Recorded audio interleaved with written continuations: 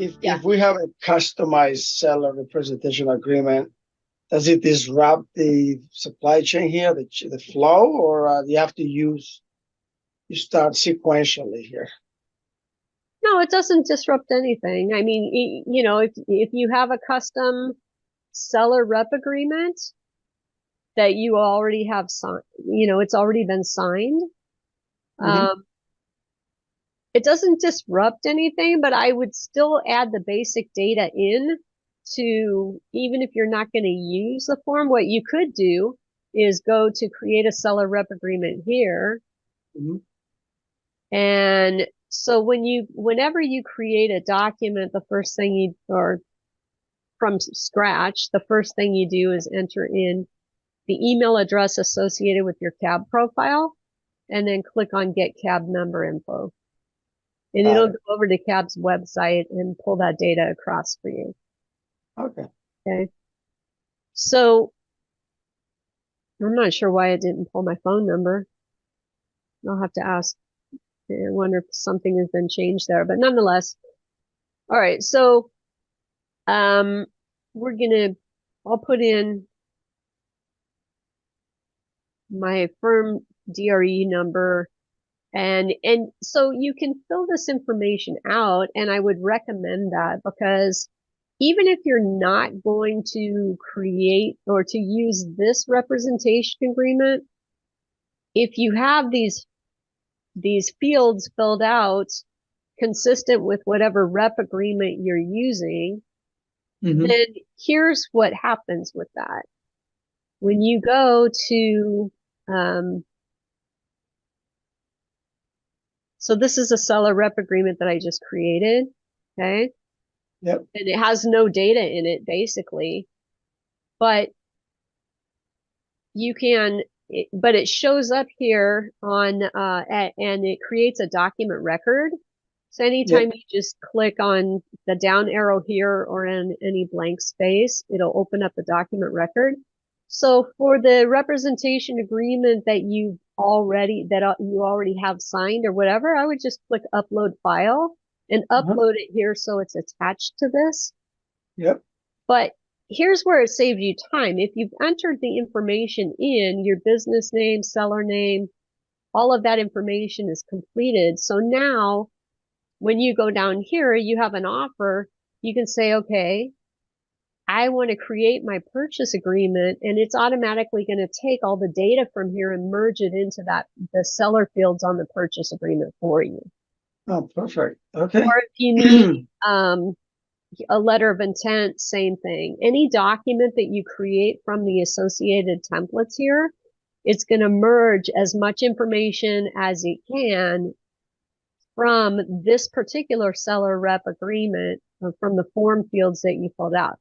So even if you are using a different engagement agreement, I would still recommend filling this out and then just upload your signed engagement agreement here. Yeah, so the seller representation agreement is the source document for the data, pretty much, right? Pretty much, yeah. Unless you're doing a buyer rep, you know, if you're on buy side, then it would be your buyer representation agreement that would be your source document. And you would be creating your purchase agreements and LOIs and all that for Yeah. the buyer. And the seller disclosure is something that can be set for e-signature, and they can fill it out online pretty much, which is going to be a major help. Yeah. So let's go ahead and edit. Well, I don't want to do that. Let me go to, here's a seller representation agreement for Sam Sporting Goods, Sam Roberts. Let me move this back to a draft mode and we'll edit this one. Okay. So we'll take a look at it in here. Yep. And just go through so we can see what data is in here. Zykes Corp, Corporation, Retail Sporting Goods, 100 Main Street. So, you know, we've got all our stuff filled in. Sam Roberts, and it looks like Sadie Roberts. You might as well copy the address here. All right. So we got Sam and Sadie as our authorized signers. No liabilities are going to be assumed. Seller is willing to carry a note. So we've got all that data in. And so, all right. So, and this initial due diligence request that I was just doing and giving somebody an example of how to attach documents to this, which you can do.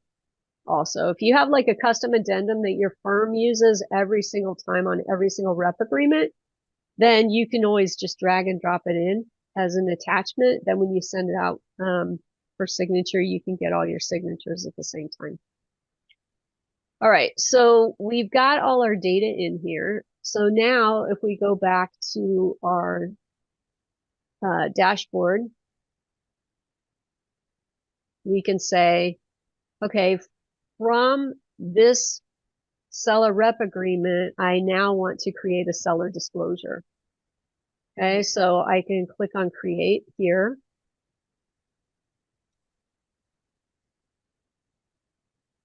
Takes a little while with Zoom.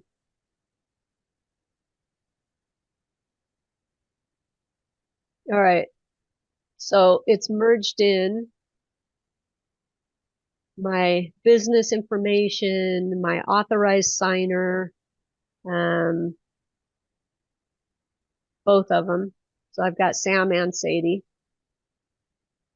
Is the buyer signing this disclosure? Let's say not for this one. Let's say I'm just going to send this to the seller because I want it as part of my listing process. I want to know, what issues there are with the business as we're listing it, if any. So you'll see that this line right here, when you share this form with the seller, they don't get any of the top information. The only thing the seller sees when they click on a link, they see from here, seller disclosure for Sam's Sporting Goods down. And then what they are going to do is they're going to go through and they're going to read each one of these and they're going to choose. They're going to, yes or no. If they say yes on anything, then it's going to automatically ask them to provide the details. Yeah. Okay. And obviously, if they say no, then you don't need that. So provide the details. So do that in line because on the old forms, we found that oftentimes people, the seller would fill out the disclosure, but then when anything they answered yes to, they were supposed to add on that addendum on the back or the fourth page. And a lot of times those came back blank. So with this, as soon as they say yes, it asks them to provide the details. Then when the form is actually generated, it merges that into the addendum. Excellent. Yep. Would you be able to show a final product? Like what does it look like when it's completed? Just yeah. curious. So let me save this. So anytime once you save it, you can download it and open it up from there. Or if you click on this little arrow, you can do a print preview. So that's typically what I do before I send anything out. I don't necessarily want to download everything, but I do want to preview it. I'd rather preview it on the screen. So you can see up here, it merges that in. And then you can see that, where I answered yes and no, it put the X over at column. Perfect. And the rest of them I didn't answer. But you can also see here, A1 and A4, anytime you see a little highlighted blue dot in brackets, it tells you that there's something that was not completed that should be. Right? It was left because I didn't put any descriptions in. I answered yes, the blank came up, but I didn't type anything in there. If I had, it would show up here. So this is telling me that there's data that's missing in the form. Excellent. They're very helpful. So when you send it out, it would also require them to sign it, right? At the end? No.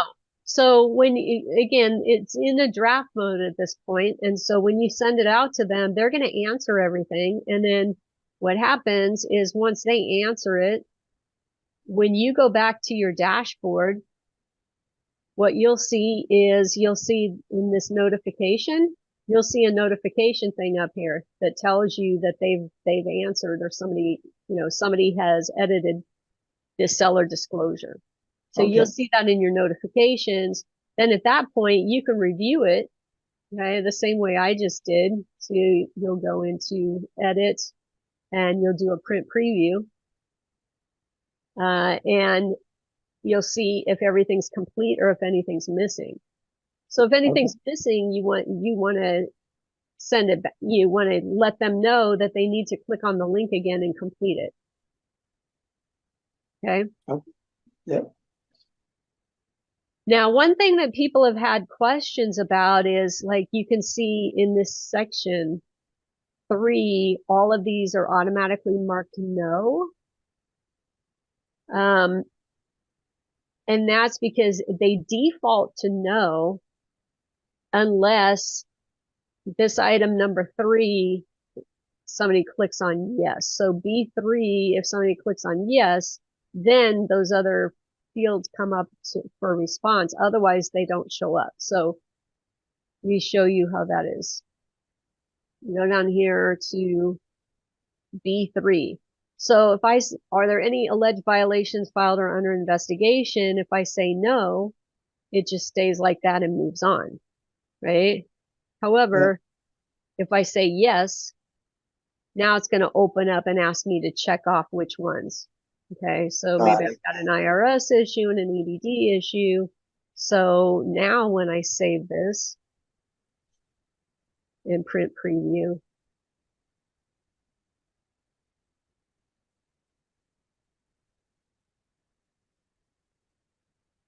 see, now it changed these. Water pollution, IRS. Yeah. Okay? Yeah, definitely. So this makes it relatively easy. As far as how do you share this with the seller? Well, you do that up here. Okay, so we did this little down arrow gives us the ability to do a print preview. Now we want to share it with the seller. So we're going to go here and we're going to tell it external sharing, because we're going to send this to somebody outside of the Legito system, outside of CAB. Okay. So first of all, what do we want to share with them? We want to share the document. We want to give them permanent. You can set this for one use, but I wouldn't recommend that. You just want to give them permanent access to the disclosure, and they need the ability to edit. If you put it on view only, they're not going to be able to edit it. And we want them to complete, to fill out the document. Yeah. So document, permanent, and edit. And then you say send a link. And when you say send a link, now it's asking for the email address. Alternatively, you can copy the link and put it into an email if you want to send them an email from another system. Just from, your CRM or some regular, your regular email account. But if you do it from here, you say send link, and then you put their email address in, and then you click on send, and that's what actually sends it out to them. So until you've actually clicked on send, nothing goes. Okay? Yep. All right. So that's the seller disclosure. That's how you share it with the seller and so forth. And then, like I said, once you get the notification that they've edited it, you can do a print preview, make sure it's complete. And once it's complete, then you go over here, you say, okay. Now, if you're in an office where you have a managing broker that needs to approve things, then you share it with your managing broker for approval. But otherwise, you're ready for e-signature. So you just change draft down to e-signature. And now you can see this change from download to start signing. So when you click on start signing, you want to sign with Legito sign. And so it's going to, we need Sam and Sadie on here.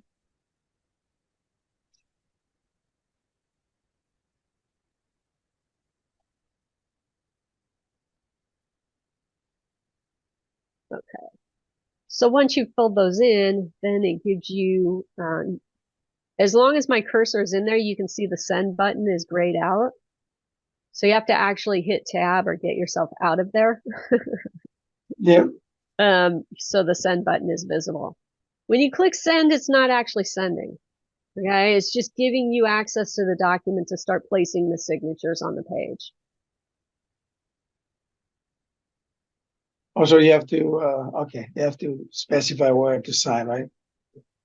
Yeah, so we go down here. Now, it does have placeholders. I guess the placeholders aren't set up on this. Some of the forms have placeholders already, so we'll have to go through and look at those. But right now, it's like we need Sam to sign here, so we'll just drag his signature over. And then on the date, you could drag the date over. One thing you need to understand about the dates is that the company, Legito, is owned by a European company, or is a European company, and so their date formats are European. And so you have to, once you drag a date onto the form, you have to then change the format of it to be month, day, year. Otherwise, somebody's going to sign it on February 3rd, and it's going to look like they signed it on March 2nd.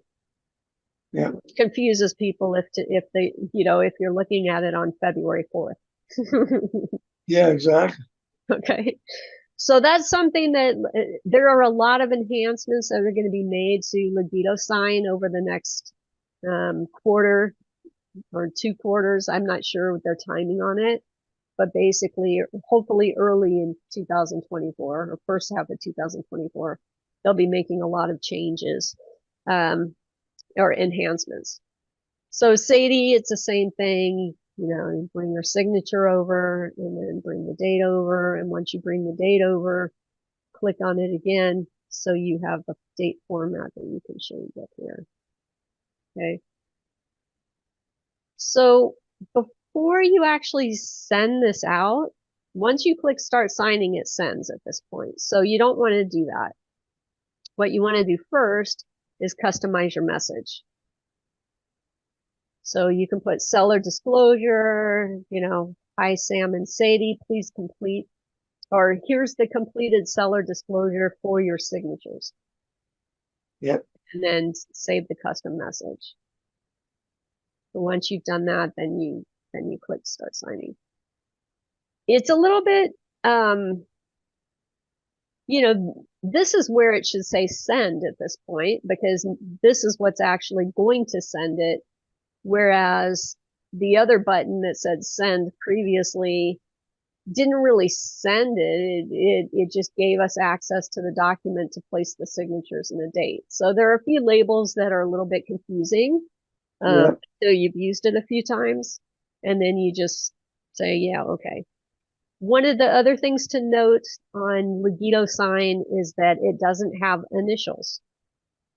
So if you want buyer and seller, or in this case, seller initials at the bottom of the form, you have to do that through a text box.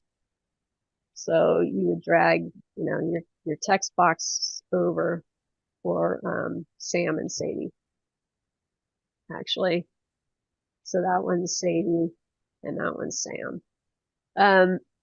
Another thing to note is that once you place a box, you can't change who it belongs to. So they're color coded. So like I had just dragged, 2 boxes for Sadie down there. You can't just click on the box and say, okay, change this one to Sam. So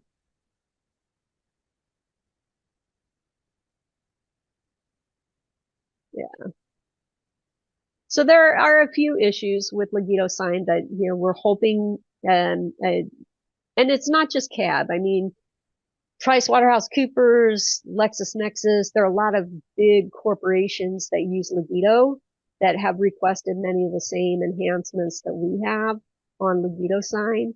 So I'm pretty confident that we'll get things cleaned up next year on that.